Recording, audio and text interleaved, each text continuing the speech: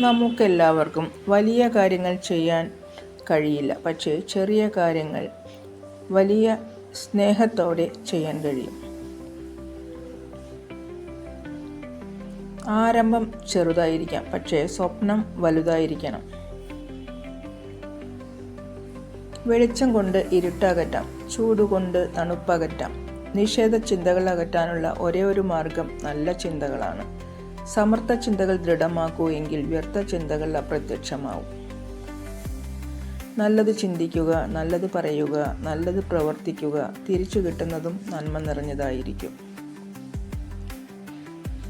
പ്രതിസന്ധികൾ നിർവചിക്കുന്നതിനു പകരം എങ്ങനെ തരണം ചെയ്യണമെന്നാണ് ചിന്തിക്കേണ്ടത്. വിഫലത ഒരു പാഠമാണ്, പരാജയമല്ല. ഉറച്ച മനസ്സോടെ മുന്നേറുന്നവർക്ക് വഴികൾ താനേ തുറക്കപ്പെടും.